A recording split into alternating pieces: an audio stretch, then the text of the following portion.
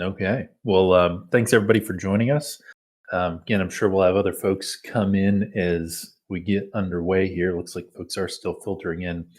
Wanted to kind of kick things off before hand things over to Ben. So I've listed this in the events as a class, and I think those of us who are familiar with Beanstalk long term are used to, the classes of the past where we talk through some specific items or concepts that are being worked on.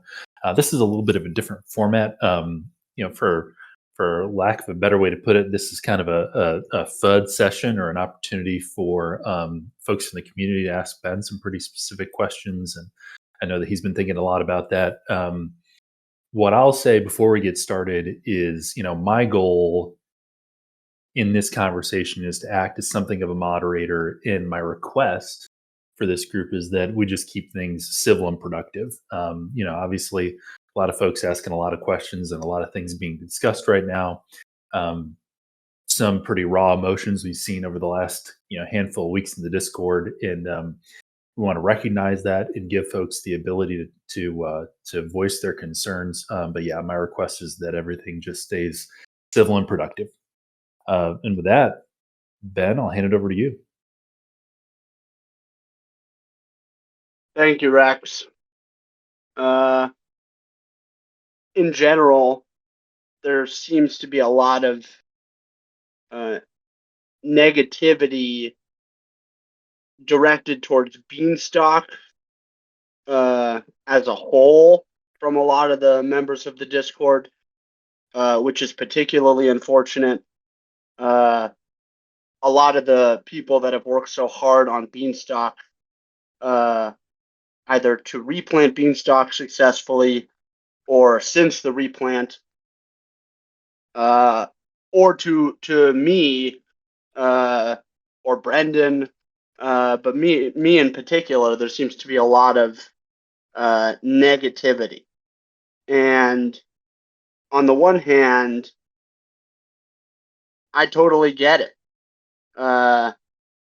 People are used to hearing prior to the exploit and prior to the replant, and even for a while after the replant, people were used to hearing me talk, even if it was through a voice modifier. And at the time, that felt to me to be the best thing for Beanstalk. There was a lot of base education that needed to happen and a lot of basic information that needed to be communicated. But it has already been communicated. And so I personally think that Beanstalk is one of the coolest experiments currently happening in the world. I think it's really fucking cool. And I have spent, is the better thing to say. I've spent so much of the past 3.5 years, so much of my time, energy, and effort over the past 3.5 years has been focused on trying to facilitate a decentralized economy, a censorship-resistant economy, through the implementation of a stablecoin. That, I've said it time and time again, that seemed like a great problem to solve and a great starting point back 3.5 years ago when we started working on this, and it still feels that way. The difference is that now that we're doxxed, it's really hard to just be here talking. And it's for a lot of different reasons, but just from a existential reason, Beanstalk as a if its goal is to be money, it really shouldn't be such that one person or even one small group of people can significantly manipulate the currency. That's part of the value proposition of something like Beanstalk.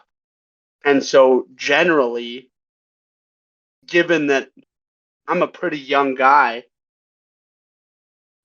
my general tendency is that it's not a good idea for me to be here all the time talking anymore.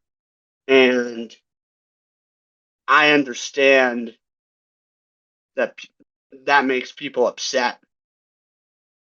And I'm sorry, because I love, and coming and doing these classes has been one of the most fun and intellectually stimulating things that I've ever been a part of. And so the fact that we're not doing this all the time kind of sucks. It does suck. It really sucks because there is so much to talk about.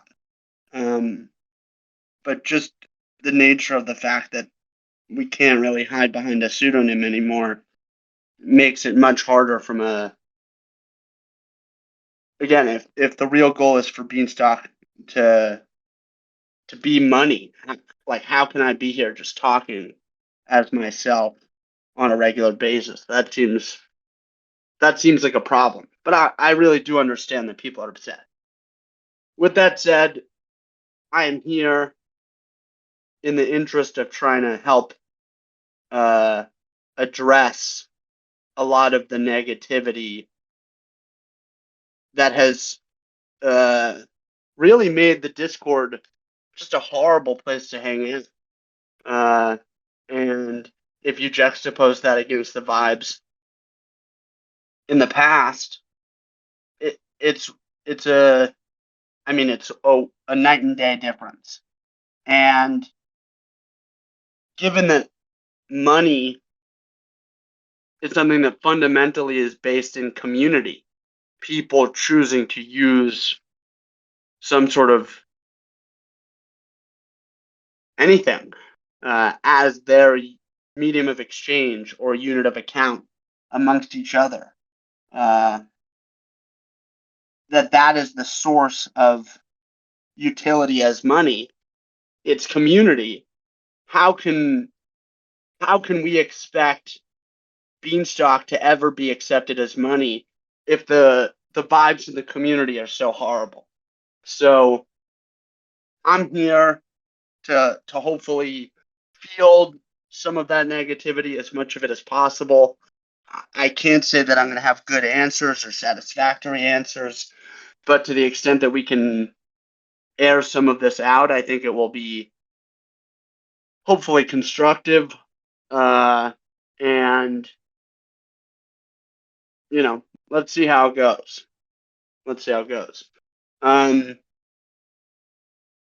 So first, I see that there's a question from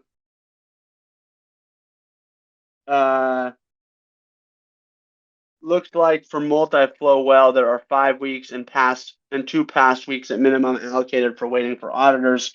Could you discuss the challenges of finding more auditors? Is finding more auditors and above the funnel task, or is it not possible? Has the open source CodeHawks audit proved useful? How does the remediation timeline look for Seed Gauge? Okay.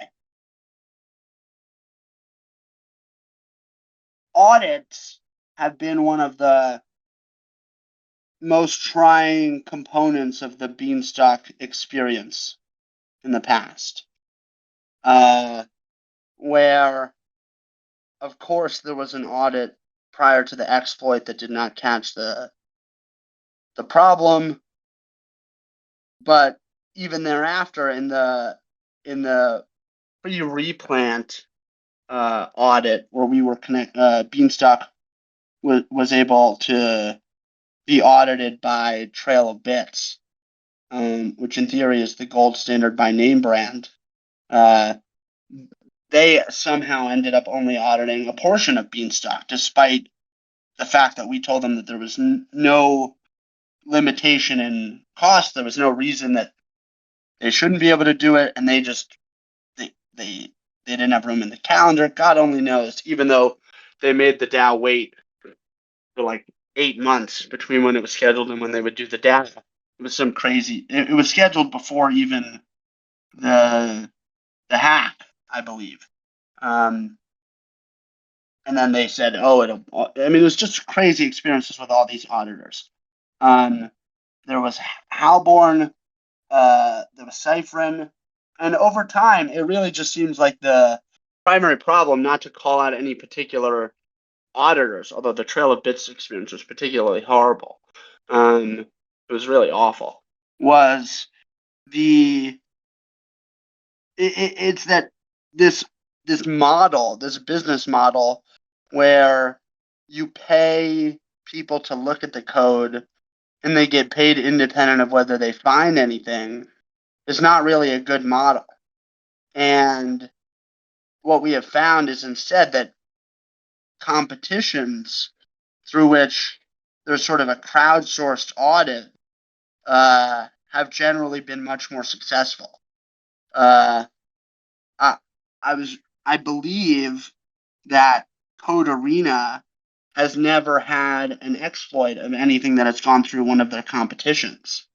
And I think that speaks to the fact that crowdsourcing is potentially a better way to audit, a better incentive structure where people only get paid if they find vulnerabilities, and you have lots of people looking at the code at once over a short period of time instead of just one or two people at an audit firm that get paid regardless. Code Hawks is a newer program similar to Code Arena that I think was started by Cyphrin. And the seed gauge audit has been with them, with that program. It's still in progress, so don't think that I have any sort of information to juxtapose them versus Code Arena at this point. But the point is the crowdsourcing audit model seems to be a better incentive model and has benefited Beanstalk, served Beanstalk well with the Code Arena audit to date, it seems. That doesn't necessarily mean that there's a problem finding more auditors. It just means that accessing that pool of auditors, can't necessarily be done in parallel because it's really one pool. So it's like how often do you want to access the pool? Well, you can access it probably in sequence, but not necessarily in parallel. If that makes sense. I don't know if Nanashek is around to follow up. Oh yeah, I think I see him. If that wasn't clear, feel free to hop up or clarify. Thank you. I actually asked where was that question written in the Barnyard chat, but I guess it was the question that I had asked earlier. So I appreciate that. Oh, that was from class. I see that I'm tagged here a couple times, but I guess that was from a previous day. Oh, I guess I just came so ready to. I came so ready to answer questions. That's so funny. You're all over it, man. All over. I just had to scroll up and find it. That is pretty funny. All right. Well, are people typing out questions anywhere? I don't even see it. I guess I only see stuff from 319. If you scroll down, I asked where was that question written, and Elastic Bean commented on the mood change. If you scroll down, can you see that in Barnyard chat? Yes, I do see that, but I don't see any questions. So, maybe then we can just start by opening up the floor and seeing if people have any questions. I mean, I wrote down a few. One of the ones I wrote down that I guess we can start with is, what do you wish people took away from your presentation, asked about, or because you were voicing some frustrations about your 3-hour presentations not being received like you wanted. What did you want, or what were the takeaways? Well, that's a great question. I don't know if I had any particular expectations as to what people would respond to the presentation, and maybe people would say they don't like the ideas that were presented. That would be sort of what I would view as a negative reception. But there didn't seem to be any sort of reception from an intellectual perspective, or very little. I got a few messages. Most people expressed great interest, but very little critique from anybody.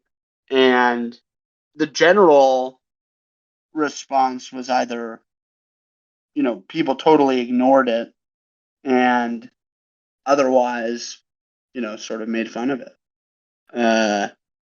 And if not made fun of it, maybe like dismissed its value. And on the one hand, maybe it's not so valuable.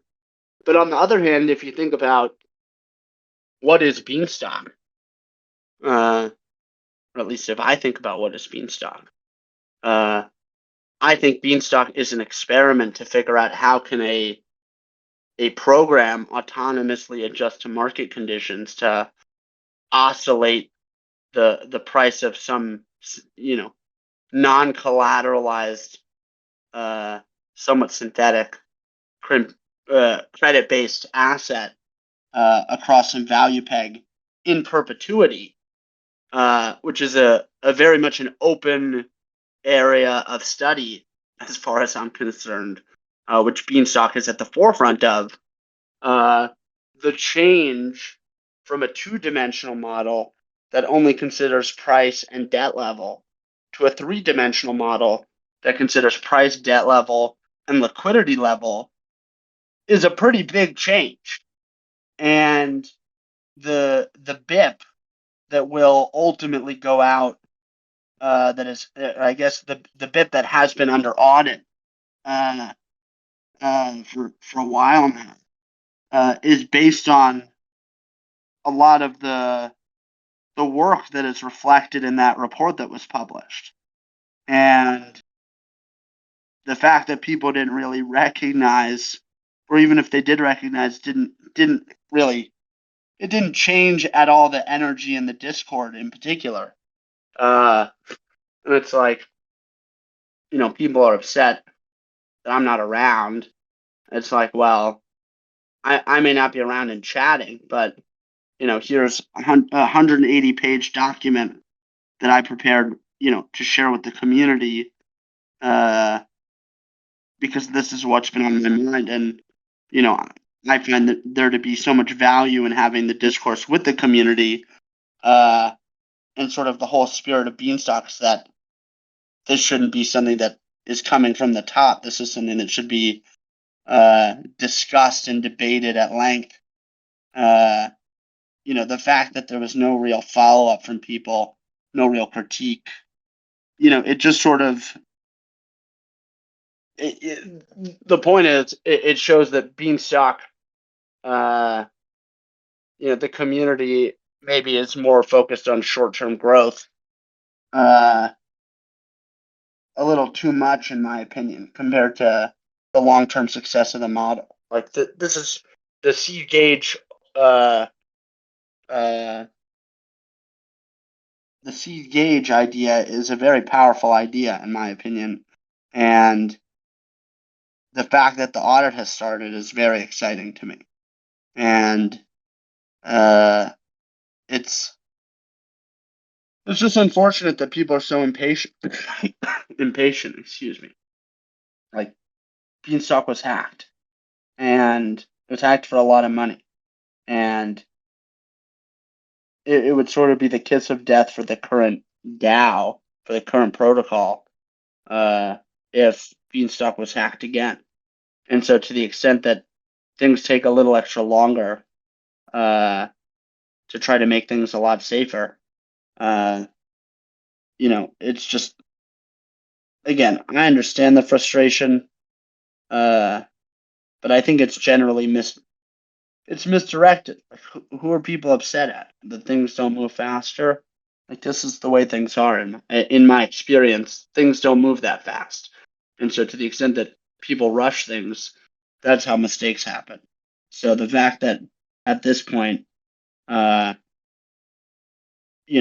are upset that things are moving faster. It's like, well, how about let's talk about the direction that things are moving. Are things moving in the right direction?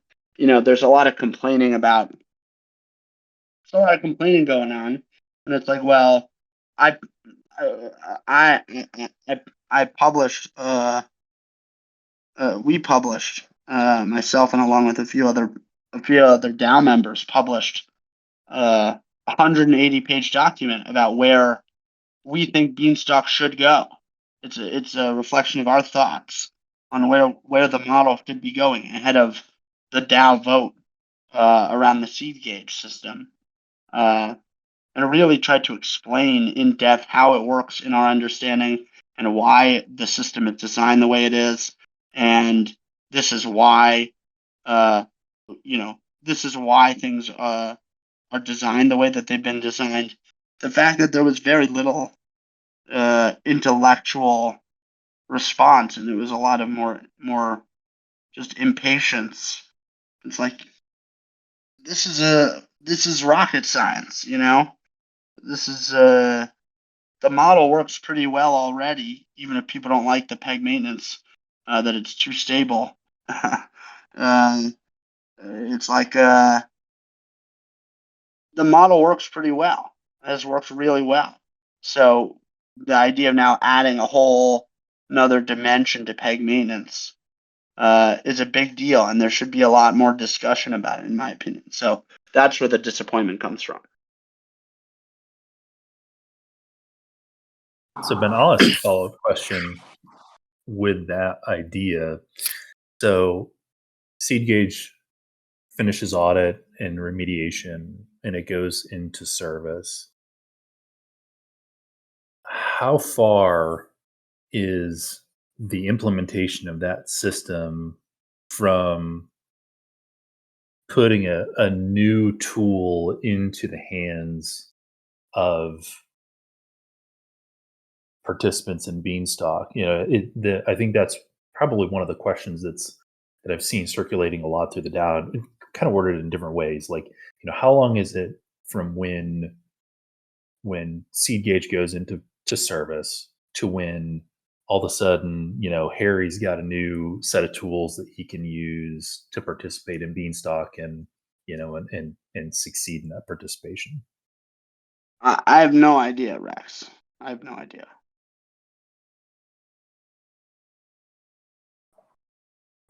So one thing, and I'm happy to let other people talk. One common phrase used around the large presentation was that it felt like the budget was coming up, and so you were kind of just talking to us to get the budget through. I'm just saying that felt like kind of the sentiment. And then another comment is that because we hadn't really had these classes or conversations, to be honest, when I was listening to the presentation, I felt very out of touch with the Beanstalk lingo, and I found it hard to not necessarily follow, but like have any insights or takeaways or comments or anything. That's just two comments on that. Yeah, I mean, I appreciate that it's sort of advanced Beanstalk content that was presented, but to a large extent, it's like Beanstalk is pretty advanced. So, maybe the thing to have done would have been to, have had maybe more of a basic class or basic explanation as well, like seed gauge for dummies or seed gauge 101 if we don't want to, be derogatory. But yeah, maybe that's a good Sometimes thing that we should be doing. I couldn't agree. Couldn't agree more, man. Couldn't agree more. So yeah, maybe that would be a good. Maybe that would be a good class to have. At some point in the future. I also think being able to talk like this back and forth makes maybe people feel more engaged than listening to a 3-hour lecture. But I do see the value for a 3-hour lecture as well, just so you can get through everything. Yeah, I hear that. To some extent, I even felt like there was a real difference in the qualities of the presentation between day 1 and day 2 because it was disjoint. And it's like, I think just from a quality perspective, it probably would have been better to just record it straight. Which I understand can be a lot for people to consume at once. But the good thing about like asynchronous technology is that you just listen to it in pieces. So maybe it should have been published with more like chapters and signposting, if that makes sense, or labeling. Yeah, I hear you. And on the timing front, yeah, the timing was unfortunate. But this was something that I'd been working on, along with some of the other DAO members, for quite a while, and it didn't really make sense to hold back on publishing it, just because of the upcoming budget vote. Even though, of course, as you said, it looked a little bit like that. But point taken. So generally, yeah, we can go ahead. Well, I was just going to say it's refreshing to hear you say, hey, it actually wasn't, the timing just coincided with the budget, but hey, like the budget is separate. It's just refreshing to hear you speaking to us like that, just putting that out there. Well, to some extent, people assume such negativity unless, people defend themselves and sort of like front run the FUD. And it's like, what kind of world do we want to live in, So maybe a lot of my absence has been just like hoping that people would sort of move on and then I could rejoin the community as just like a normal DAO member, which is still my long-term hope. Is really just like I'm just here as a normal participant, even though I understand at this point, like I'm here doing a class. But yeah, I get it. This is how it is for the time being, it seems. But yeah, it is what it is. Yeah, I think like if we kind of think about pre-exploit, there were all these calls, people were trying to participate a lot. And I think there might have been a path where eventually, if things had gone pre-exploit trajectory, there was enough interest that you could have stepped away, I think, and people might have started taking things over. But I think it's hard to have the exploit and then get back to that situation without kind of having some momentum behind it for somebody else to take the torch. Yeah, I mean, there's the ideal and then there's the practice. It's like the reality is that prior to the hack, the DAO had like 50 people working for the DAO. Like it was crazy. And there was so much fluff and inefficiency, and it was all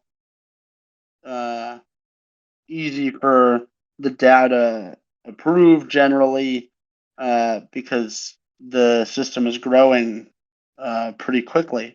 Although there were budgets that were passed, sizable budgets that were passed even when the system is below peg. The point is that was all funded by the DAO. It was very big and bloated.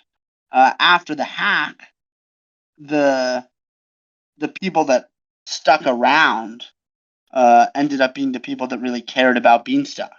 And so, even though sure that's the ideal, it's like the reality is that now the people that are the people that have been contributing on Beanstalk that have contributed on Beanstalk over the previous year,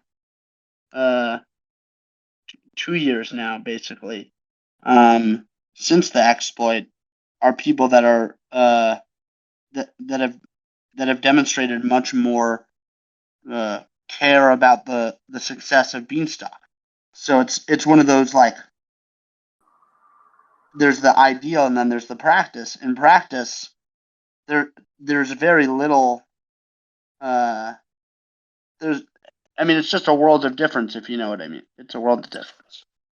I totally agree that there were like unnecessary jobs being performed, like changing the logo color and stuff, like, but I mean, I don't know, like the devs that currently are contributing a lot, like they probably found it because you were there and or people were excited about it, and like, you know, they ended up saying and kept the torch going. But yeah, there was a lot of unnecessary stuff before the exploit, but it's like that kind of comes with it. I just I found the Purple Bean presentation, by the way, if anybody ever wants a throwback to the old Purple Bean. But I'll say, just, you know, for 2 seconds, you know, having been part of the leadership team pre-exploit, I'd agree that there was a lot of fluff, and you know, I'll say that even inside of, so I had the community team at that point, and you know, what we ran into was there were a lot of people that wanted to help, and that gets, you know, that's easy to say until you start talking about paying people to help. And you know, I obviously, the exploit was terrible, but from an ability to trim back, was a good opportunity to kind of trim back and to find the people that were really interested in sticking with the protocol long term. And you know, there are still quite a few of us around from those pre-exploit days, but you know, obviously things are a lot leaner.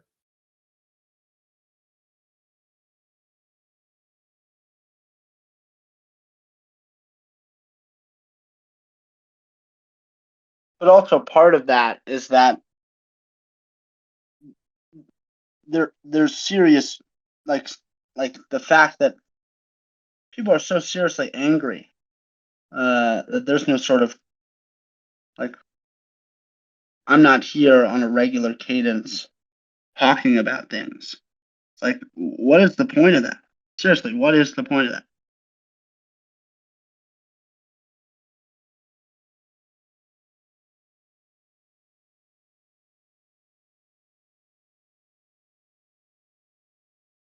So Ben, I'll ask you a question that I was just looking through general, and so Jax asked, so I'll quote his and then I'll reshape the question a little bit. So Jax wrote, "Coming up 2 years since the barn raise, what legitimate, meaningful new partnerships have been created within Beanstalk since then?" And to kind of reshape that question, I think maybe a better question is, what are your thoughts, or you know, how can we more productively approach outside groups for the sake of partnership? And I've got thoughts on this, but you know, I'd be interested to hear your thoughts too. Is, you know, knowing that protocols thrive through use and utility, and those partnerships, you know, tend to drive utility.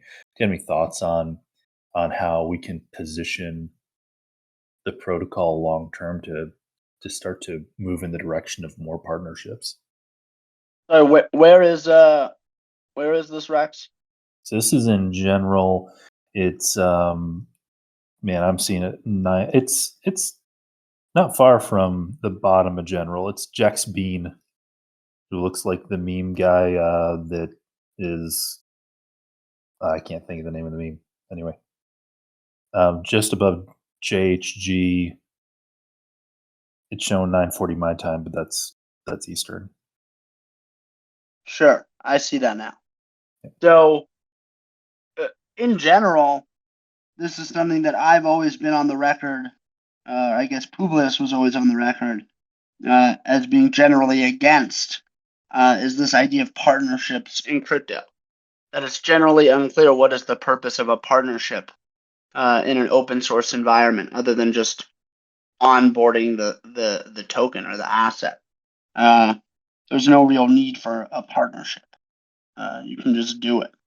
So to the extent that you're asking, Rex, how can Beanstalk be more widely onboarded across DeFi? Well,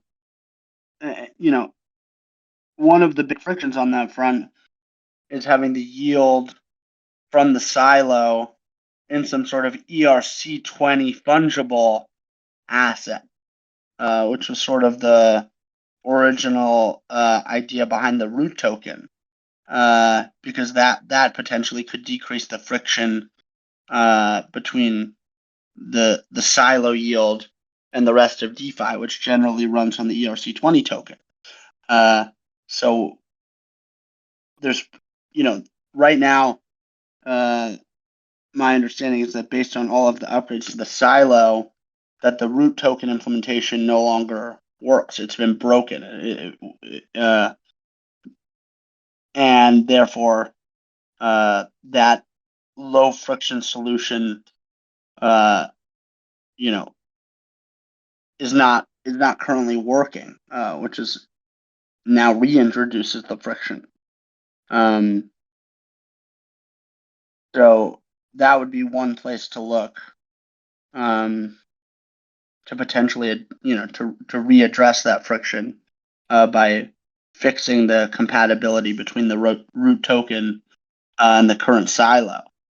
And then once that's in place, then it's probably a little bit easier for just, local farmer outreach to other DeFi protocols to try to onboard the silo yield to various other DeFi protocols.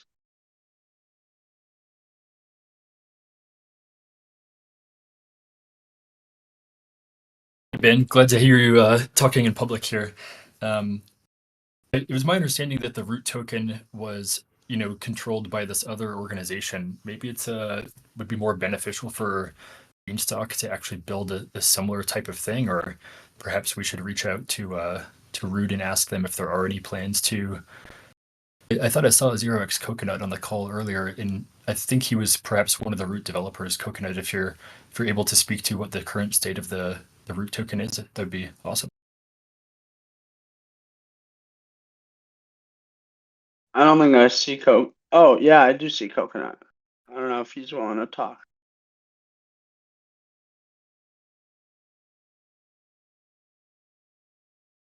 Not to put you on the spot, Coconut.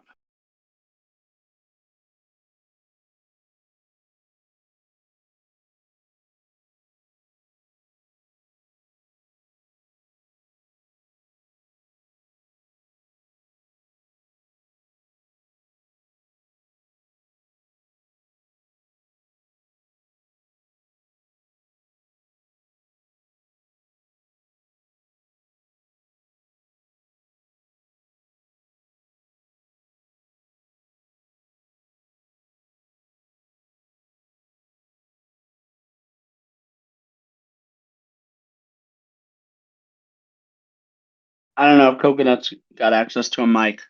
But I would just say in general, this is sort of one of the frictions around current development, and the current development environment in the EVM, where maintaining all of this backwards compatibility has been a challenge. So to your question, Pizza Man, the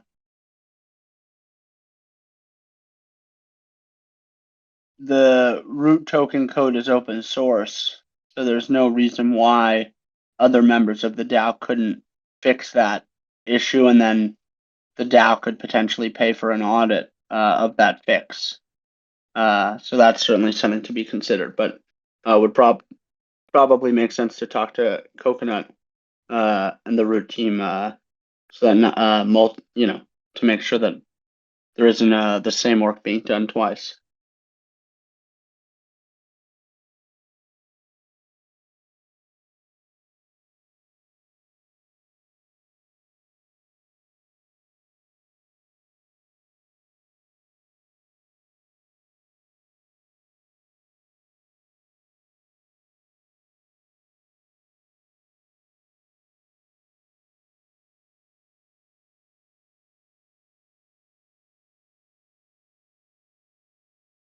see that someone asked a question in the barnyard chat. I guess I can read it aloud for them.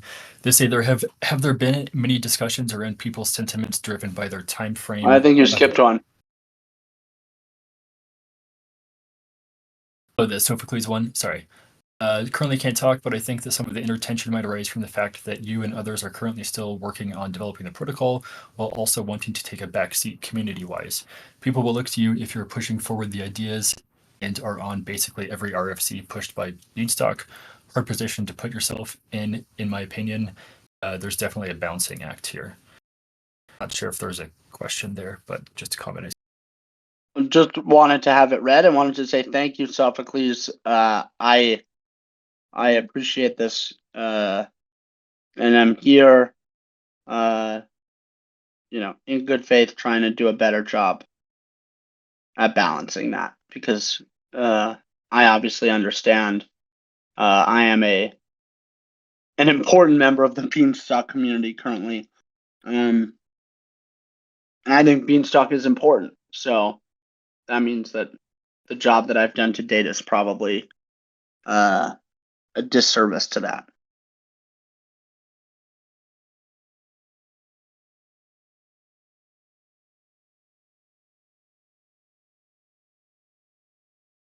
Pizza Man, I don't want you to feel like you have to sit and read off questions. So Ben, you wanna talk through Bean Bankman's, or you want me to read through it, or? Yeah, that'd be great if you could read it. Sure. There have been many discussions around people's sentiments driven by their time frame of judging Beanstalk's success. What is your time frame for evaluating Beanstalk as successful or healthy? Well, this is not something that you can answer in a vacuum. The context matters, and the answer prior to the hack would have certainly been different than the answer post-hack. I think, let me see if I can find it. I don't know where it is. At one point, myself and a few other DAO members made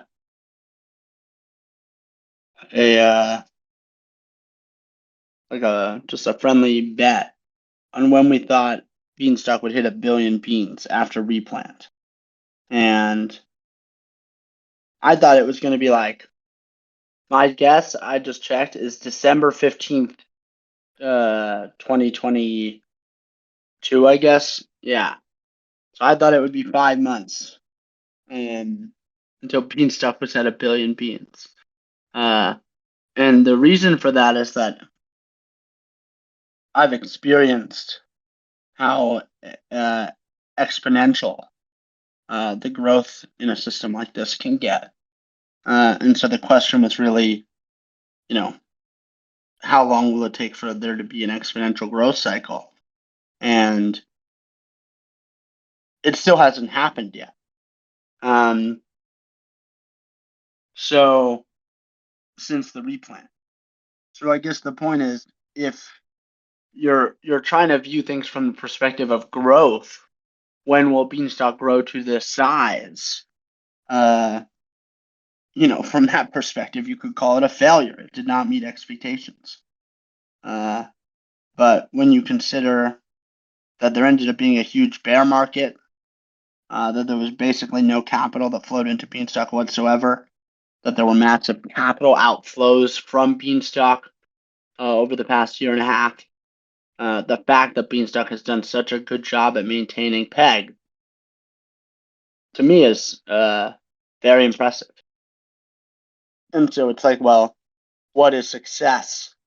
If you're talking about growth, Beanstalk has not grown much since replant. But if you're talking about PEG maintenance, Beanstalk has done quite a fabulous job, in my opinion, at PEG maintenance. And given that Beanstalk is likely, if it is successful when it's at much larger sizes, to go through extended periods of time where it is not growing, perhaps because the economy that uses Bean is in a recession. The idea that Beanstalk could still do a generally decent job of maintaining its PEG is quite exciting data. So obviously it's happened at small scale. Obviously it's happened with liquidity that's generally been locked up so it's not the best data. But it's still exciting data over the past year and a half. So lots of different ways to evaluate success.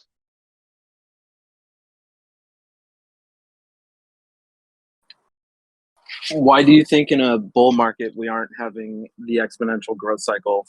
Like if it didn't happen by December 2022 because of the bear, we're kind of starting to see a bull market. Why do you think we aren't getting new inflow, even though like our liquidity is increasing? Well, there's a couple things. One, the vibes in the community are awful. And again, money is a community-based thing. Awful, awful, awful vibes. So there have been times over the past couple of months where the APYs have gotten pretty good over like a 30-day period of time. And that means that over a 24-hour period of time, they got really, really good. And no one was sharing that.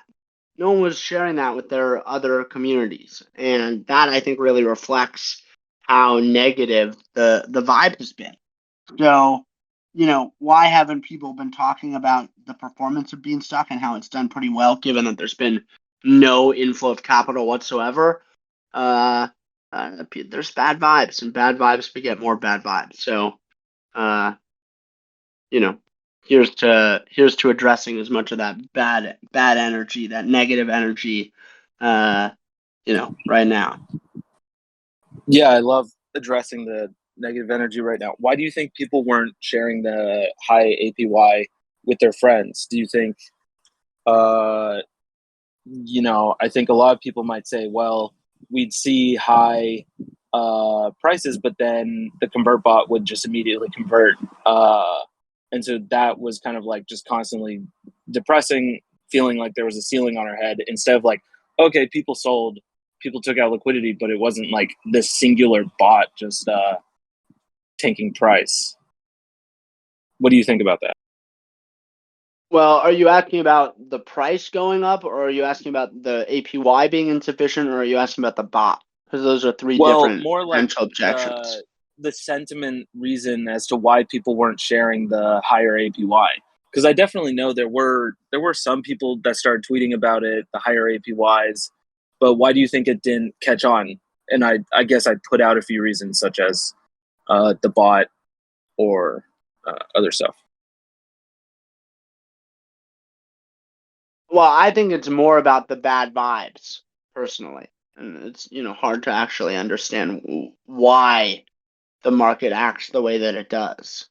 But my guess is the bad vibes. And I think things like the bot are things that currently are creating bad vibes, or perhaps the bad vibes are using as something to generate more bad vibes. But I don't think that the problem itself is anything like with the model. I think that the problem is more meta than that, and it's more about the community. And then the question you can ask is, well, why is the community bad vibes? Yeah, that's what I was going to ask next. Why do you think the community has bad vibes? Well, candidly, I think that there's way too much of an expectation or a hope that people have of Beanstalk that it's just going to print. Just because people have seen it print before, many people just really want that again. It's so exciting when it happens. But that doesn't really jibe with the reality, which is that this is an experiment, and that the experiment itself is print independent. The experiment is the experiment. And to the extent that the experiment prints, that's wonderful. But the experiment is the experiment. And it's really, to me, I think a lot of the negativity is downstream of that people are unhappy with to some extent, the scientific nature of the discovery of this thing. And it's a live system, you don't want to kill a live system. You don't get to come back from the dead more than once, typically. So the fact that Beanstalk was replanted successfully at all, it's a second life, but it's not so easy, if you get a second life to just start churning again the way things were before. So I think it's just a question of mismatched expectations. But even if people's expectations were that the protocol is going to print a ton, kind of, I think what we're talking about is like when it was printing, maybe not a ton, that's relative, but it was definitely printing. Why do you think the vibes were still bad at that point? Well, I don't think that it's so easy for the vibes to change, It's like people are there seem to be a lot of people that are jaded at this point about the whole thing and have run out of patience.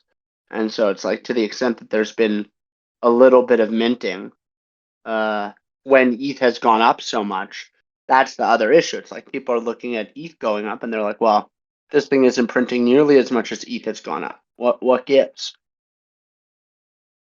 So it's an expectation problem. Yeah. You don't think the bot has anything to do with that?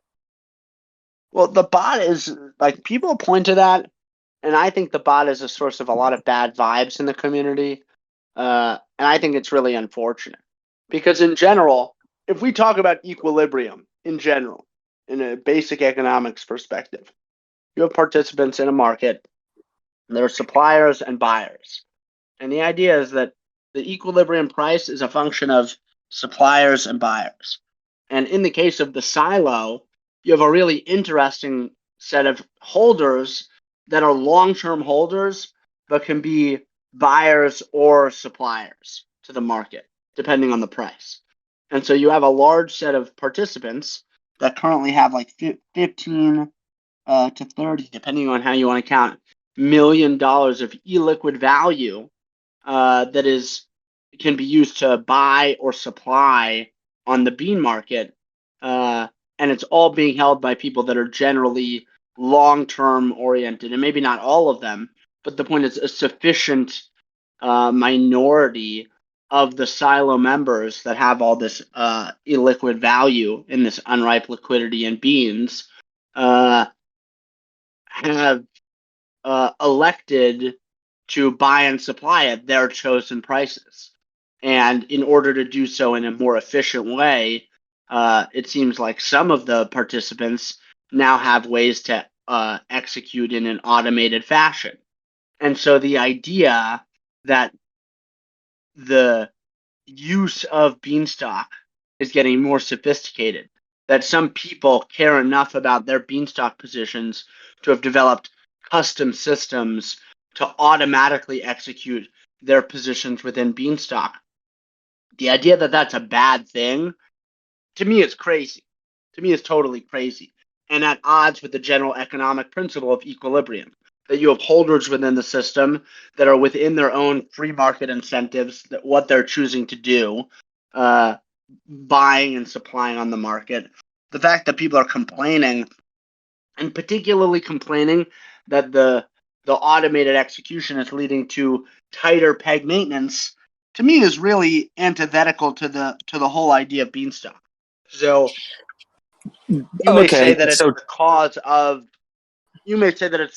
of the bad vibes, and I think that it is, but I think that from an intellectual perspective, it's a crazy thing to be upset about. I agree that automated execution is cool for Beanstalk and good, but why do you think when the price is like 0.94, the bot isn't bringing us back to equilibrium? It's only when we're right above. That kind of creates the sentiment that the bot. Well, I don't know how closely you're looking at it, but it doesn't seem like it's only when we're above. It seems like when the price gets low enough, there's also a significant amount of upward converts.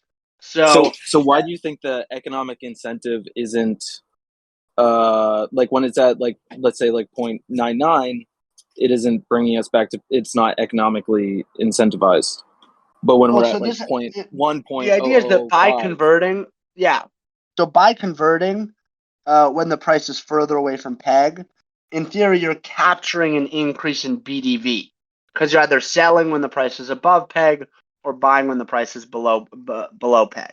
And so you're getting more bang for your buck, and that should be reflected in an increase in stock and an increase in seeds. So the idea is that the benefit for converting at any given price is only perceived to be worthwhile, at some price below peg and some price above peg.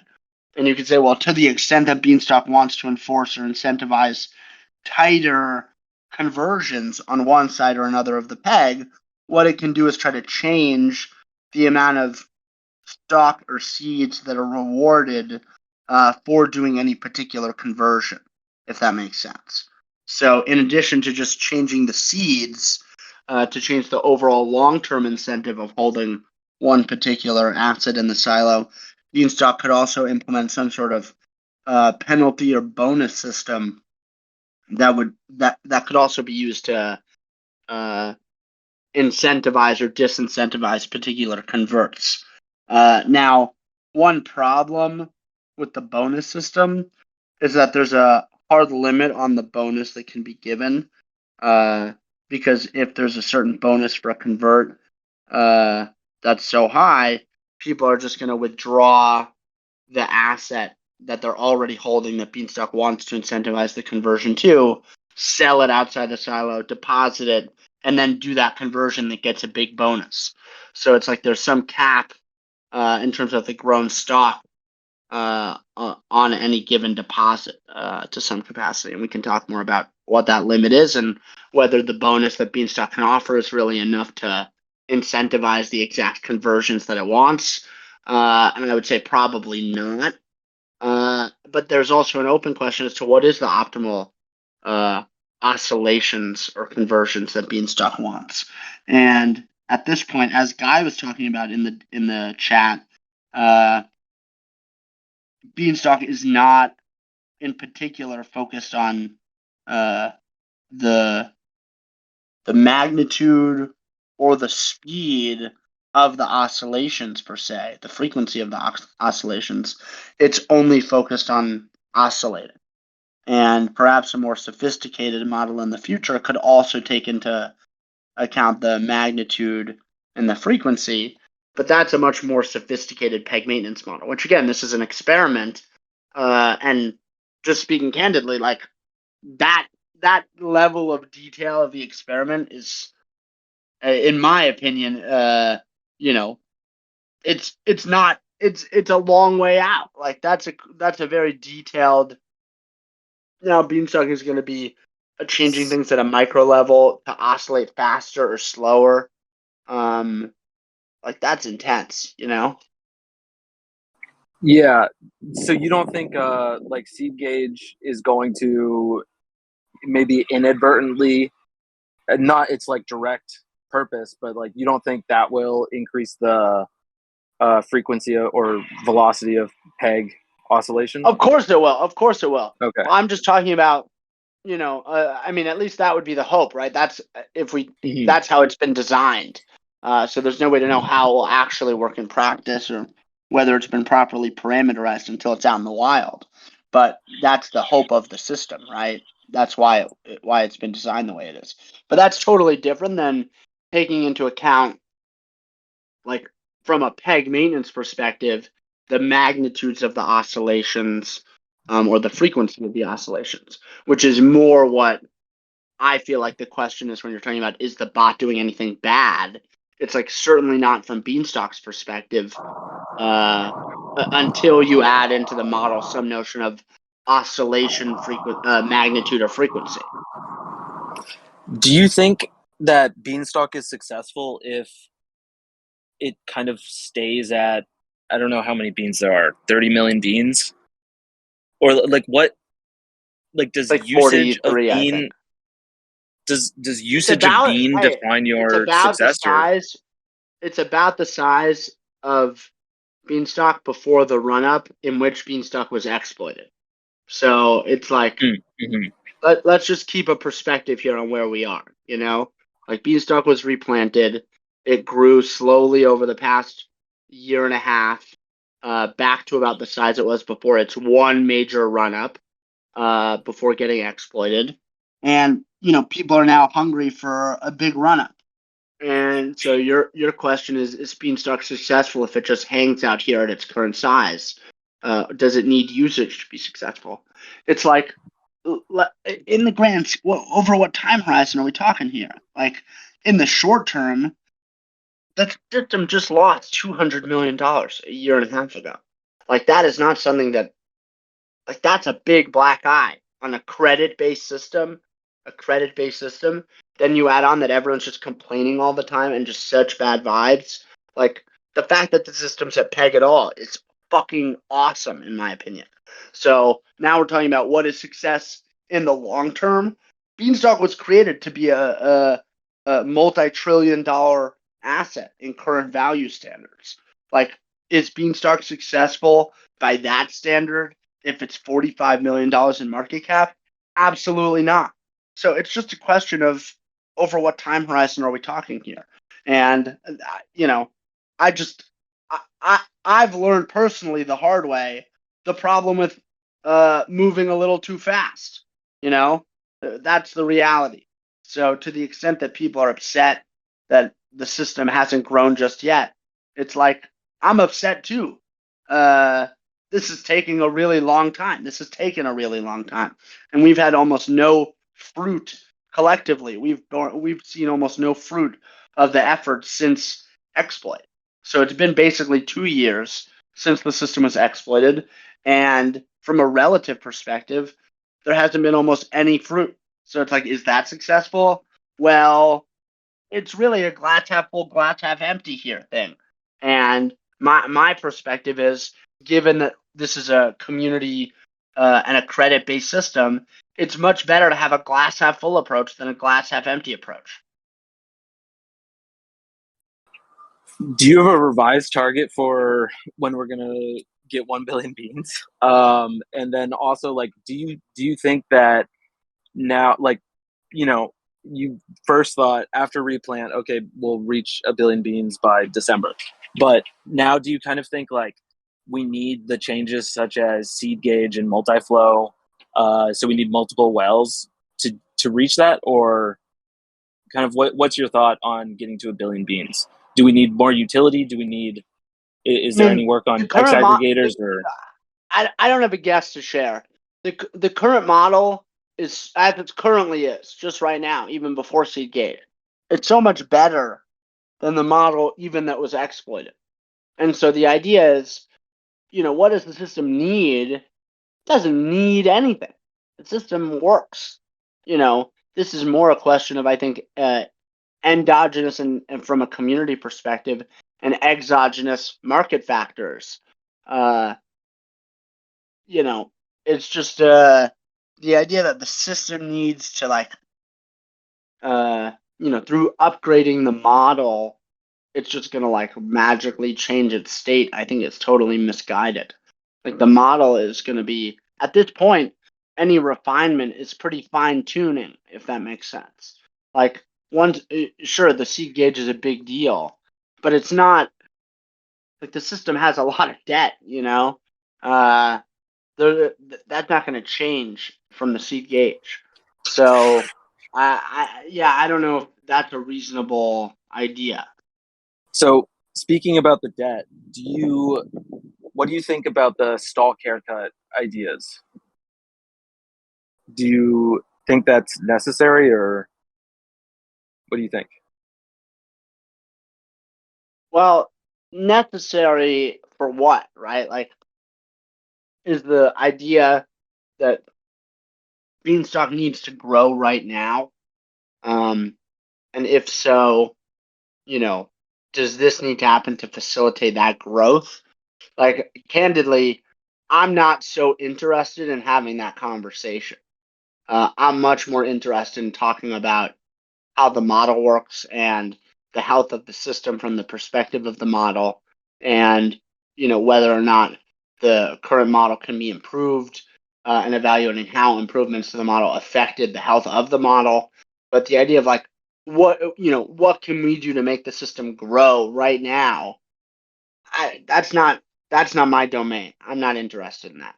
To the extent that people want to figure that out and work to, there have been community organized marketing initiatives in the past, and like I said before, I like the idea of like local farmer boots on the ground, reaching out to other protocols. That stuff all sounds great, but that's not stuff I want to be up here pontificating about or ideating on. That's not the stuff that gets me excited about this.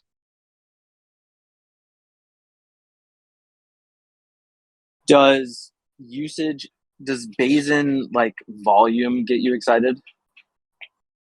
Is that something you want to pontificate on? Like, can you say more about your question?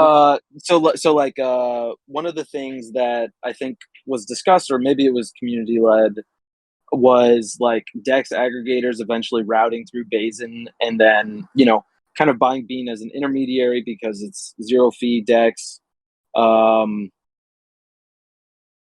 So like that would increase the volume on Basin.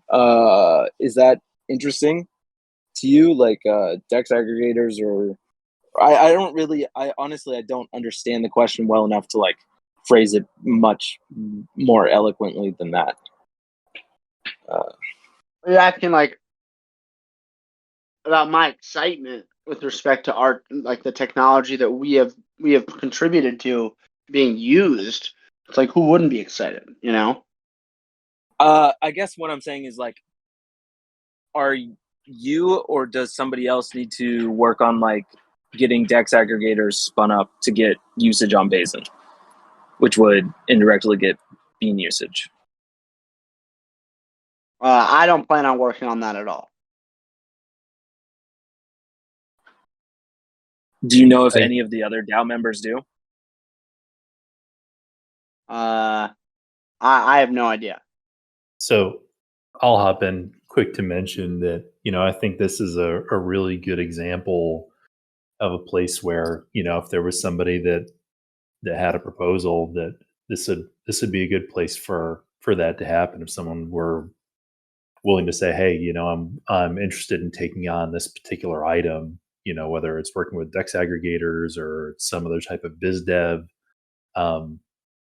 And, I guess what goes to my mind as well is, Ben, obviously not to speak for you, but I think it's perfectly reasonable for folks in the DAO to have interests in specific parts of Beanstalk or how it works, and not have interest in other parts. And I think as a DAO, we need to figure out how to meet those needs within our group. And I think there are folks that have the know-how and the skill that could probably make those connections and start to do that work.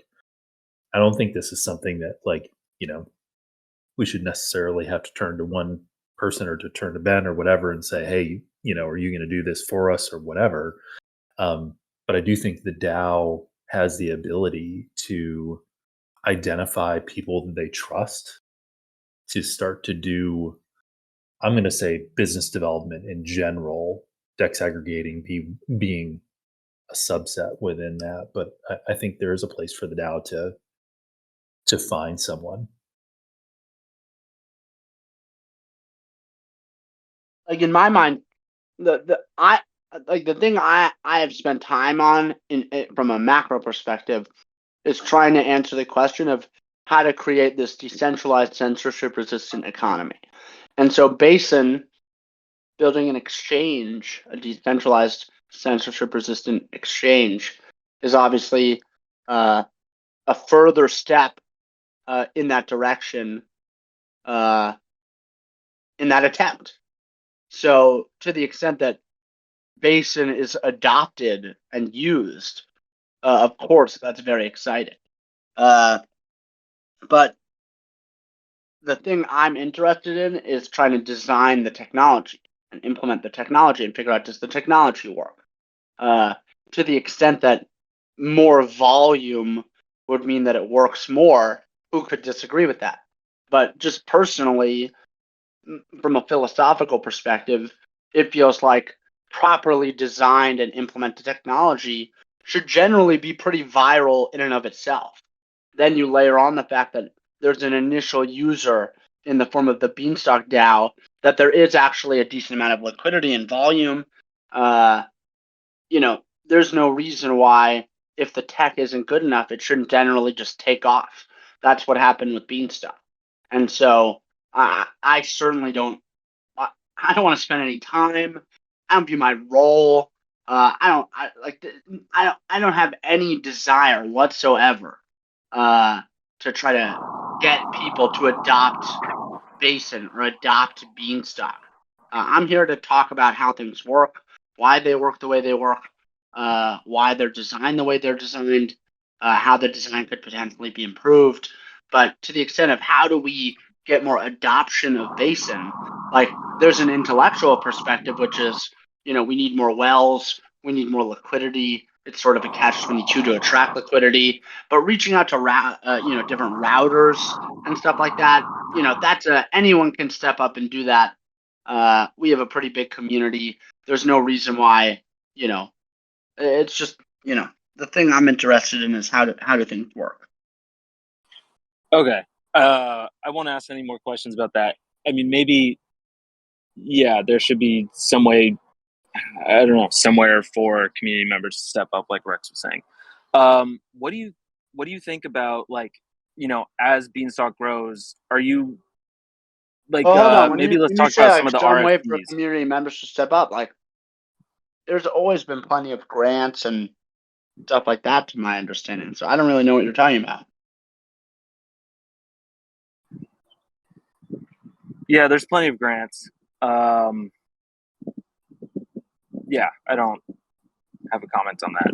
Yeah, and I guess, right along with that, I would say, I think that's something that the DAO should have space for. And, I would say that is something that the DAO, I don't know if we expect people to do work like that for free. I know that if I had a business and wanted someone to do something like business development or marketing, I wouldn't expect them to do it for free.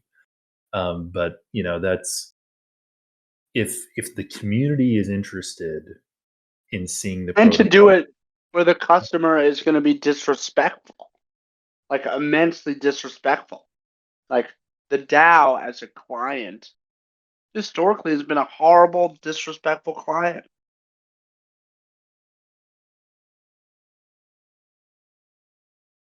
You want people to work for free? It's like, no way. Who's going to do that? You're so rude. It's funny you mentioned that, because the kind of the way that I got involved with Beanstalk in terms of development was, I really wanted to see the Unripe seed values for Unripe LP and Bean at least go to parity, if not to zero. And I didn't know anything about Solidity coding, and I wrote this little BIP that just like changed the seed values. It was like a few lines of code.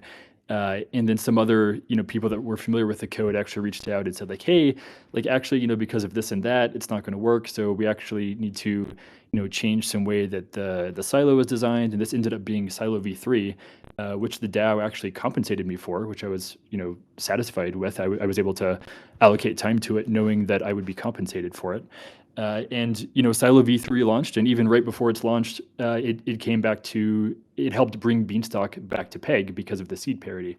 So I think there actually is a lot of opportunity for people in the DAO to step up and do things and potentially get compensated for them if they are really showing that they're actually making progress and getting stuff done.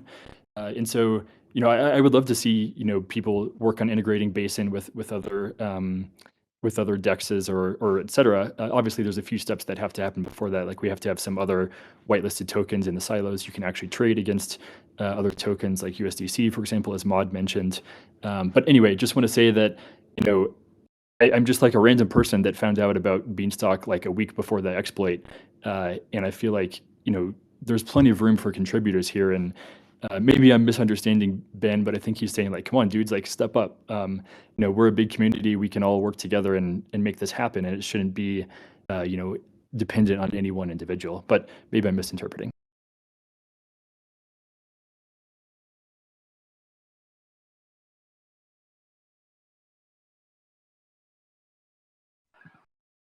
Thanks for that, Pizza Man.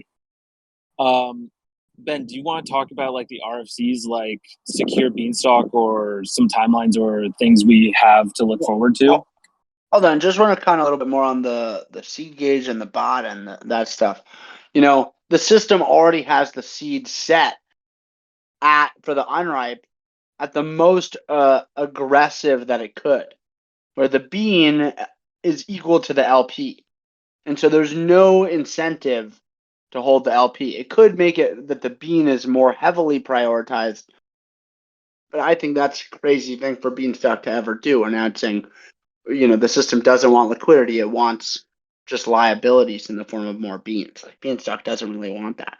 So it's the current Unripe seed parameters are already the most aggressive. So the fact that the system isn't spending more time above peg, it's like clearly there's just a lot of sellers above peg. That's the way it is. Like, you know, people want the price to go up to 104, 110. Like, that's just crazy at this point. That's crazy. So is it possible that we see that again? Sure. But the idea that that's the expectation just regularly, that's crazy. That's crazy. That's crazy, I think. Like Beanstalk is already being so aggressive with how it's parameterized.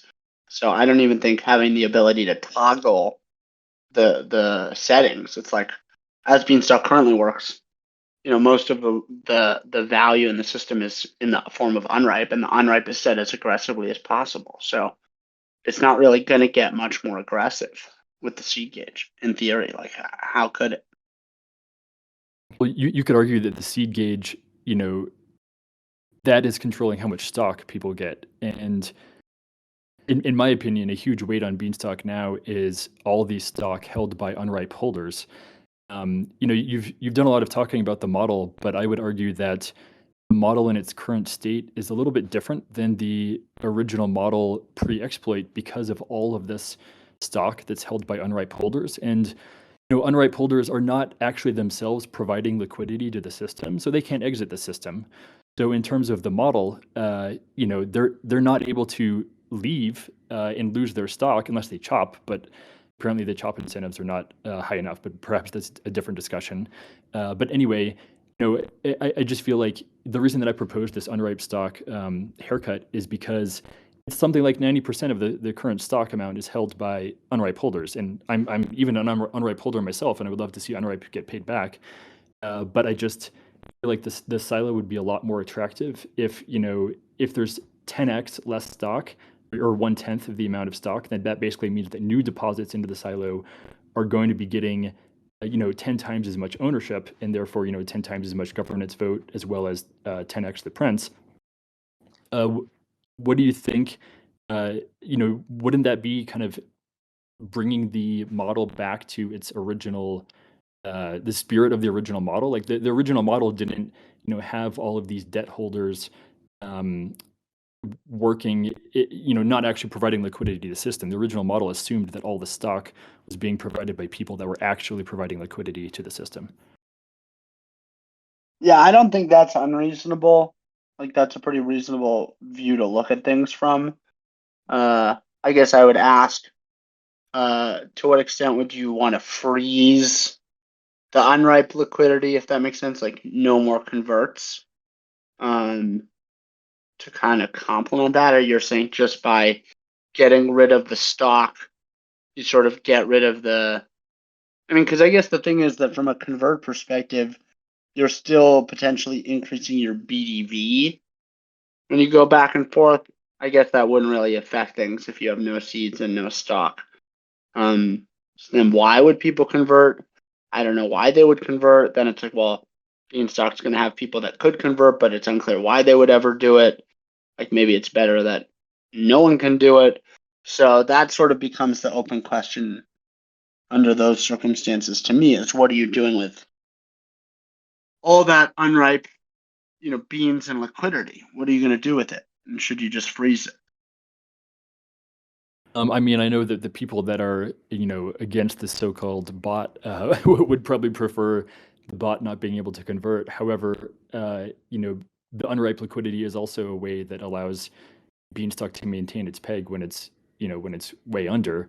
I wish that more people with unripe would But in convert theory, up, there's but so little, like if you get rid of all the unripe stock, there's so little beans and so little liquidity. It is sort of like resetting that component of things. Now, new silo, with all this outstanding debt, how is the system going to respond? Unclear, honestly, unclear. But it's the same silo, right? It's just that the actors that actually can't leave are, the stock amount is being adjusted appropriately to reflect the people that Yeah, it's the actually same have silo. It's the actors. same silo, but the point is, if none of the unripe have stock, none of them have seeds, none of them can convert, then it's just like, Beanstalk really is this extra set of liquidity, and then just, beans and liquidity that are liquid in the silo, if you know what I mean. So Yeah, I'm not necessarily proposing turning off converts. I mean, perhaps it's a separate, consideration but I worth am discussing. I am proposing that. I'm saying that if you are going to do one, I think it would be weird not to do the other. But then who is going to control all this liquidity that's locked up there? Like, how does it, what if, ETH drops by 50% tomorrow and we'd be like, well, shoot, with the old system, we could have just converted it back up and Bean would be at peg, no problem. But if we turned off converts, like, what are you going to do with that liquidity? It's just so, I totally understand your point. I'm just saying it's so weird for there to be so much control over the price by people that have no incentive from Beanstalk to do anything at all. Yeah. I mean, I agree. Like, I guess you could argue that the people that hold the unripe, their incentive is, they would want Bean to print so that the debt would be eventually paid back so that they could eventually be made whole. Perhaps there are other ways of kind of compensating those people that were that lost value in the exploit. But Sure, but you could say that's already the current incentive, but clearly there are other.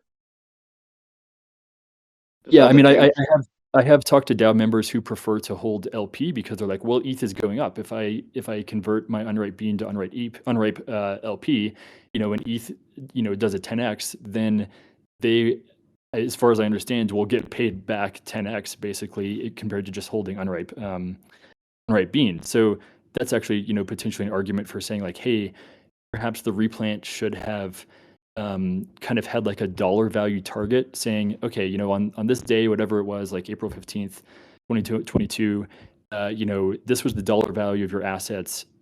That should be what Beanstalk is trying to pay back rather than, this fluctuating, unripe LP that's now going up. So that means Beanstalk has to pay back more to those people that were exploited. Like, I think that's a little bit, not exactly fair to. I totally agree. I totally agree. That's a separate, but this is now a separate issue. Like this is a agreed. design issue around, the convert incentive that exists even if there were no stock and no seeds, which you probably also want to get rid of to the extent that you can. So to me, this falls under This is all like assuming that you wanted to get rid of the unripe stock. Yeah. Which I don't know if it's a good idea or a bad idea. It's very aggressive. Whereas Beanstalk, I mean, I guess it depends what type of aggressive you mean. Like Beanstalk was originally very aggressive at the time of replant by not really haircutting any debt and with its whole restructure plan or recapitalization plan, I should say. Whereas to sort of haircut all of the seeds, that was a haircut after the fact. This would now be another big haircut after the fact. So it's just interesting. Yeah. I mean, I think my argument is that the replant, was the most optimistic outcome. Here, let's give you seeds and let's give you stock. Even though I'm just saying, is it so that I guess if that's Beanstalk being aggressive, this is more conservative. But I guess, at this point, it's like the aggression comes more from like, you to some extent there's some attempt to like make the system grow, if that makes sense. Like this is a looking at the system and saying, well, why hasn't it grown? So now we're going to act more conservatively from a long-term integrity of the health of the protocol, or the integrity of the protocol perspective. I mean, I would argue that if more than 50% of the stockholders agreed that this is the best plan, then that is even a +1 to the integrity of the protocol, showing that mistakes or improvements could be made to the system, even at the arguable detriment of some people voting for it. If they still vote for it, then that is definitely the thing that would be most positive for the system.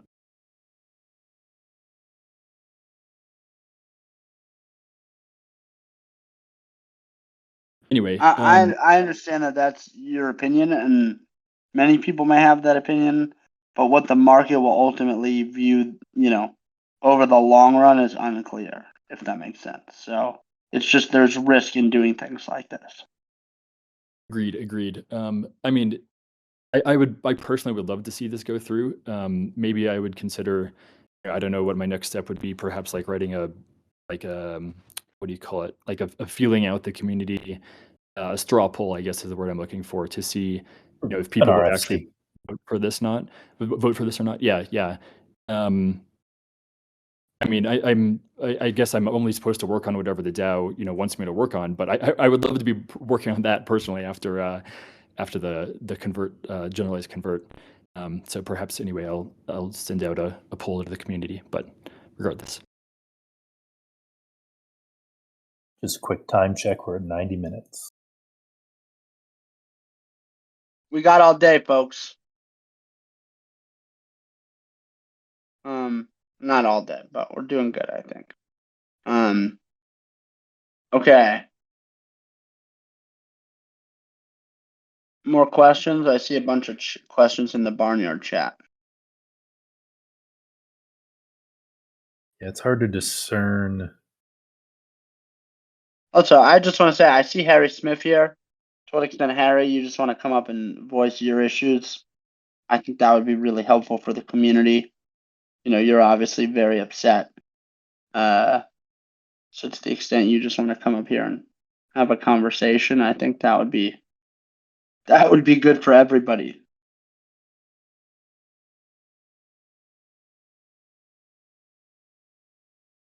So it doesn't have to be right now, but before we hop off, I think that would be great. So maybe let's keep chugging, but hopefully, Harry, you think about coming up here.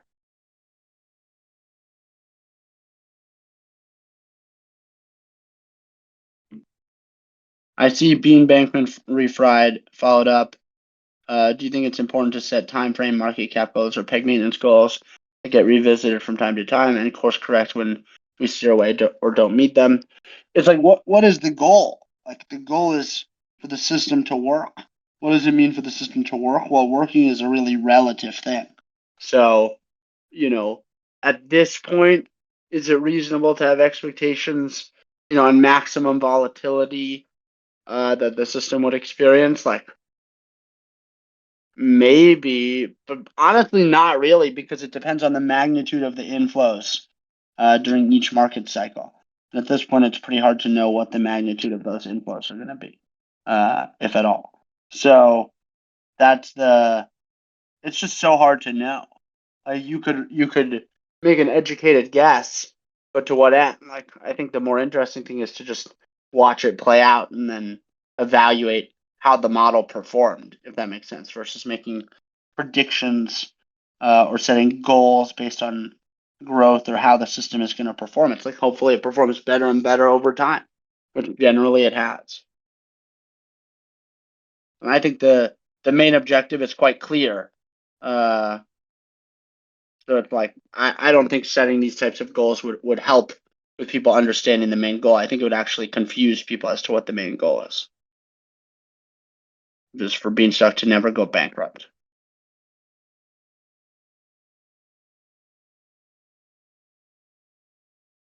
For Beanstalk to always be in a position where it can oscillate the bean price above its peg, above and below its peg. But obviously it's harder to do it above.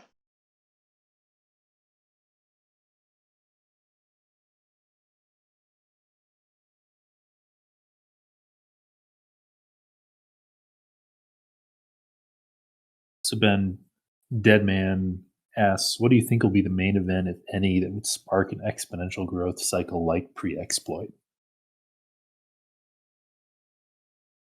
Oh. I mean, who can say, man? This is the market. Like, the market does crazy things. But I think that it's like, focus on what you can focus on. We as a community can focus on continuing to try to have a good conversations and make this an environment that's welcoming. Ultimately, growth is downstream of capital entering the system, and most capital that's going to enter the system is going to come and look at the Discord and see what's going on, particularly at this stage of things. And to the extent that we as a community can act in a way that isn't going to turn people off, that's probably a good place for us to start.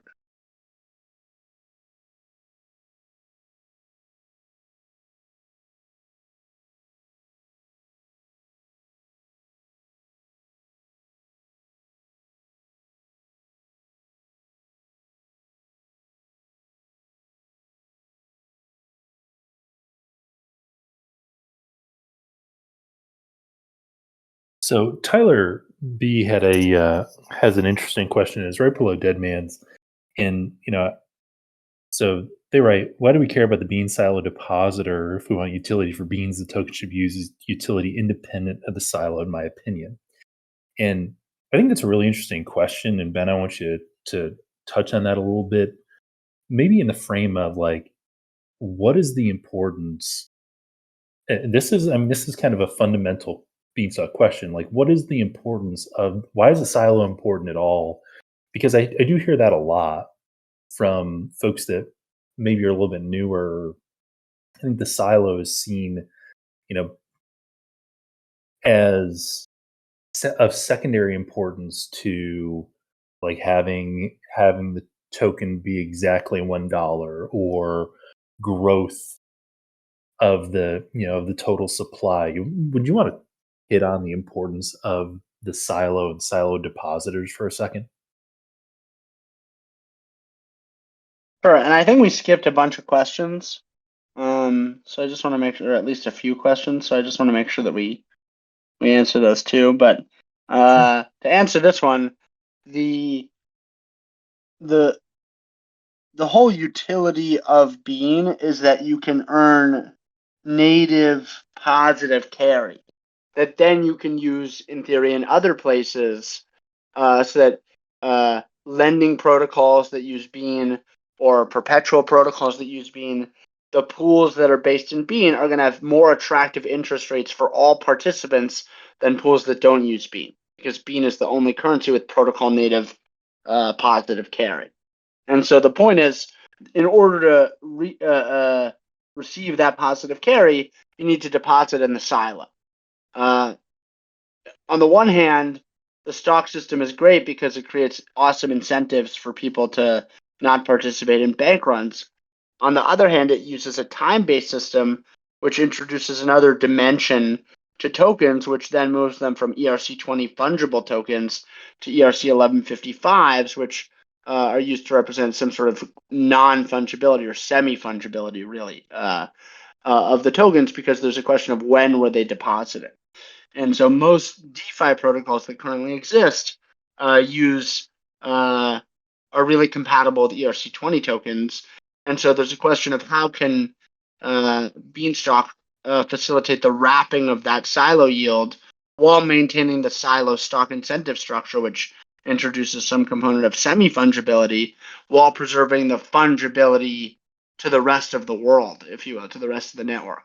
And so that's the whole that's the crux of the problem. So why do we care about the Bean silo depositor? It's like, well, Beanstalk's whole value proposition is dependent on the silo yield being distributed as beans are being used. So you really want people to be using some bean that is a wrapper on silo yield.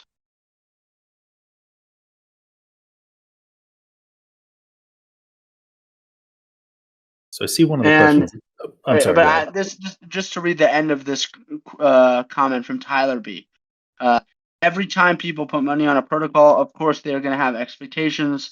Bad vibe is people losing a lot of money and no sight of getting any of it back. I agree that's a bad vibe, but it's like, to what extent are those expectations just unreasonable? 100% of the value in the system was stolen. 100%. It's not like it was 20%. It's not like it was 10%. It was 100% of the value was stolen. So to the extent that any money is coming back, to me, it's a testament to the strength of the idea of Beanstalk. The fact that it's not happening at a time, in a timely fashion that people are happy with. It's like tough shit, man. Tough shit. That's the reality. This is moving too slow. I'm sorry you feel that way. We all want the system to grow, and we all want to get our money back, and we all want Beanstalk to be successful. But to say there's no sight for getting any of it back, it's like there was a whole major movement by the community to restart the system that put Beanstalk in, I think, a great position to succeed in the long term. Perhaps the community was too aggressive in setting the initial parameters when restructuring, and some of that could be improved. But the idea that there's no sight of getting any of it back, it's like, dude, look around. Like, look around. Seriously, like, projecting such bad vibes is just such. It's really not nice. Given if you look in the GitHub and see what's been going on, it's like, come on, man. Like, it's just it's to me, and I feel like it's just, there's such a better way to express dissatisfaction than to be angry. Like, I get it, but at this point, this was the comment about spilled milk. It's like, oh, it happened. It's really awful that it happened. It is so, it is the worst that it happened. But we got to move forward. So what are we going to do about it now? That's where we're at. That's where we're at. But I think the no sight of getting it back, that's pretty myopic.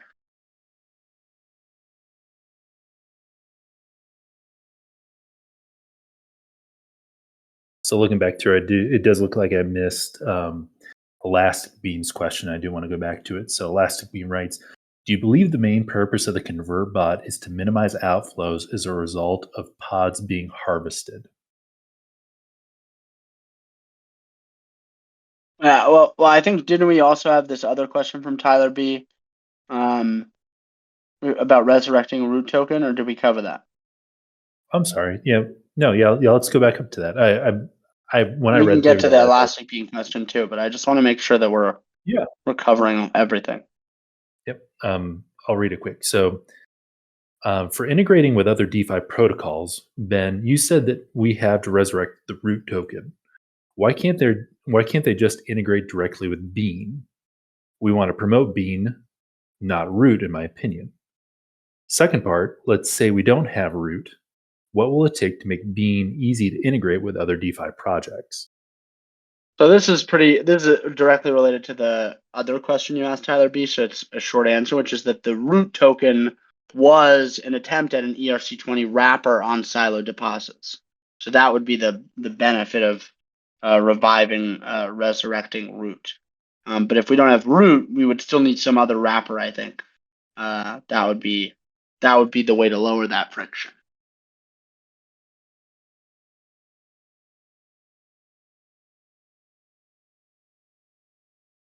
All right. So to drop down to Elastic Bean, as I mentioned, Rob, do you believe the main purpose of the convert bot is to minimize outflows as a result of pods being harvested? So it's interesting. If you look at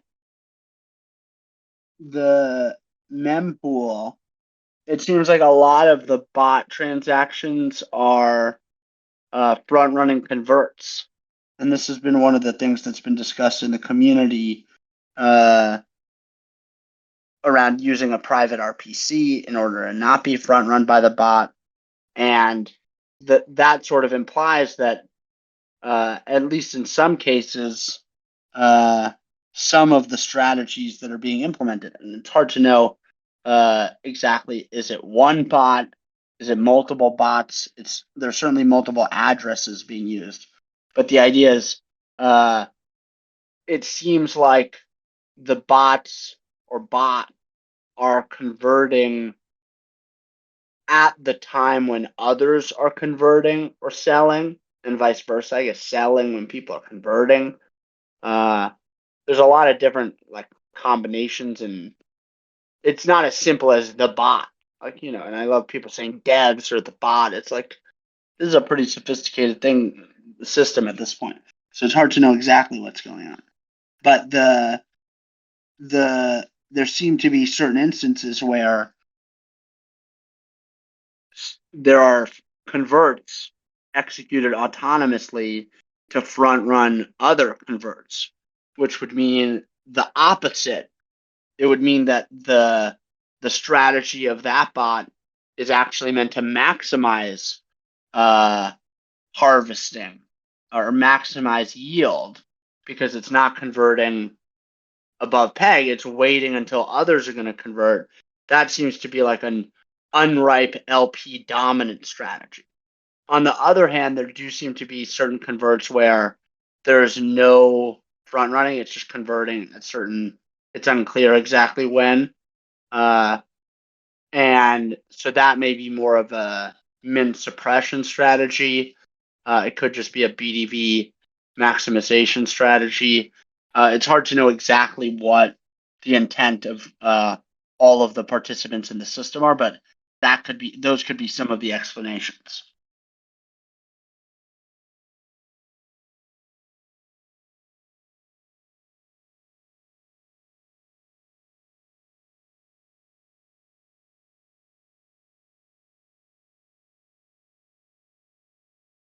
We go back to that thing you mentioned earlier about maybe disabling converts for Unripe. Can you just elaborate more, like what is the thinking behind the idea? Is it connected to the bot at all? Well, it's just weird to me that you're going to have all this liquidity that it's Beanstalk at that point. If there's no stock and no seeds, like the stock system is basically disabled. It's unclear what incentives it really is effectuating on people to convert or not convert, particularly if there's this change that you're talking about around the maximum value of the unripe LP.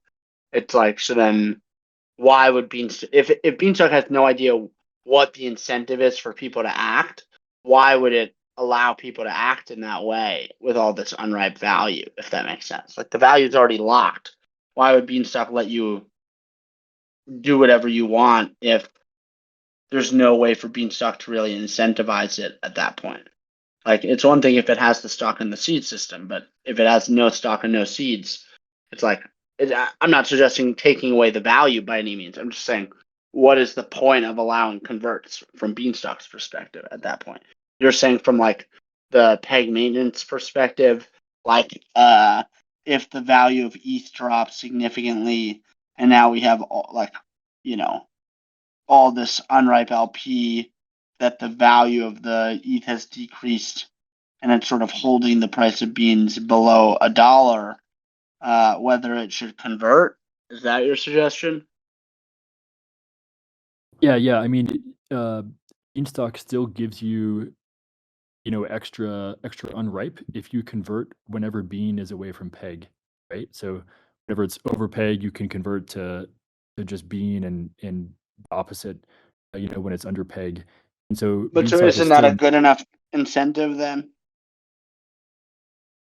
Like, I don't understand your concern. Is your concern that there wouldn't be enough incentive for people to convert? You're saying that if we turn off converts, that people are not going to be able to convert at all, and then that's going to lead to major inefficiency? Or are you saying that we still have the incentive structure such that we don't need to disable converts?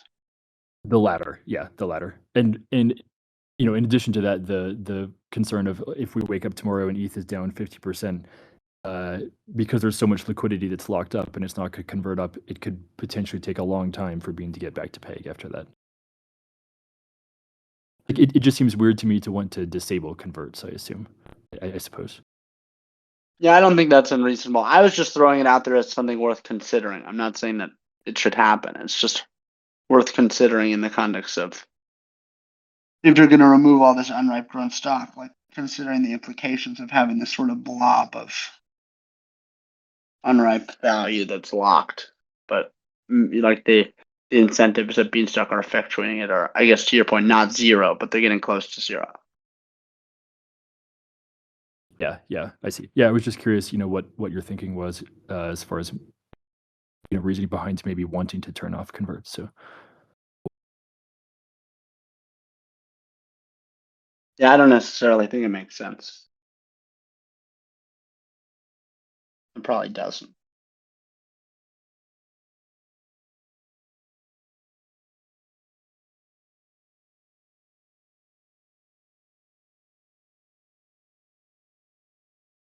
So looking down through Barnyard chat, I see a lot of discussion, a lot of really good discussion. I don't see a lot of questions directed towards Ben, and I apologize if there's one or two that I've missed, but I don't see a lot.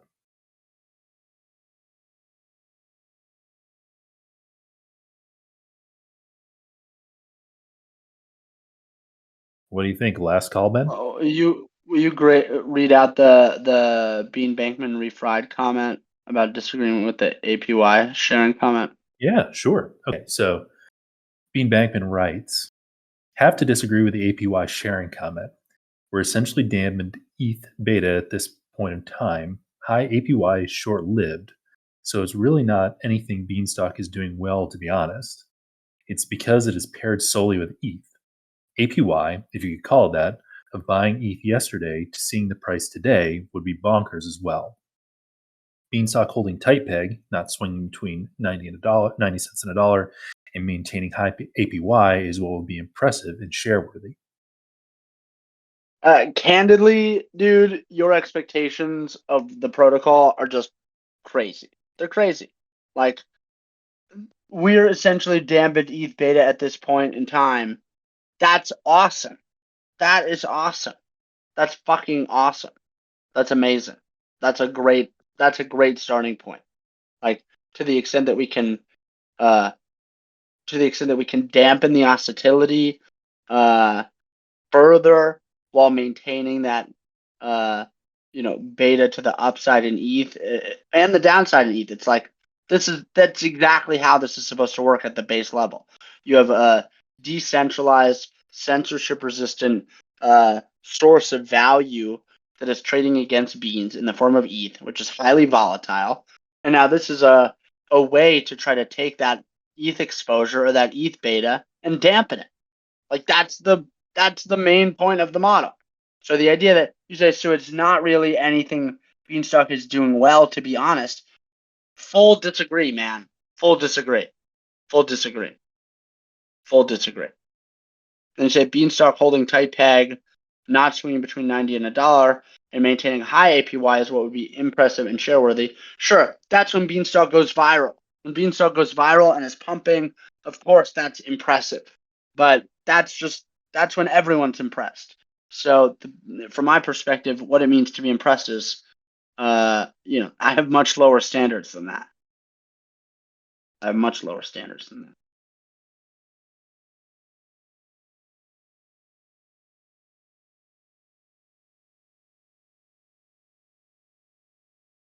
Anything else you see in the chat that you want to?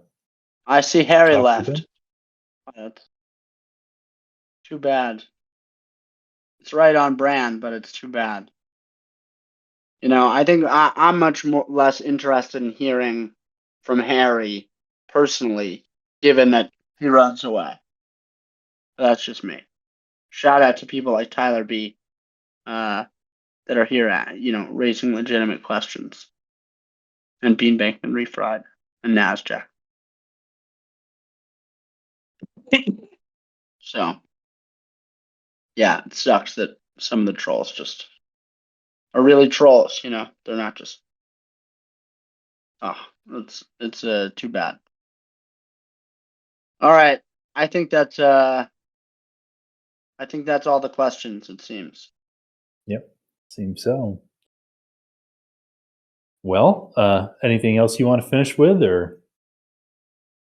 I just want to say I love Beanstalk, and I showed up today because I love Beanstalk, and to the extent that people have problems with me, it's like hopefully we got a lot of them out of the way. That doesn't mean I'm going to be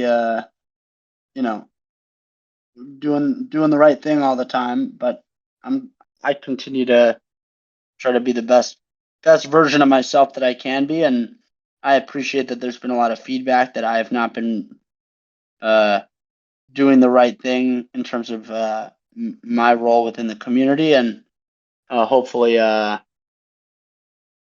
today was a step in the right direction. It's, Beanstalk is we're talking about Beanstalk being around for long enough time, right? And that it affects my life and how young I am matters. It's like, yeah, this is the long haul, folks. So sorry I've been shitting the bed to some extent. So shout out and well, see you at some point. Talk soon. yeah. Appreciate everybody's time, and we will see everybody tomorrow about the same time for the DAO meeting. So we'll talk to y'all then. Thanks.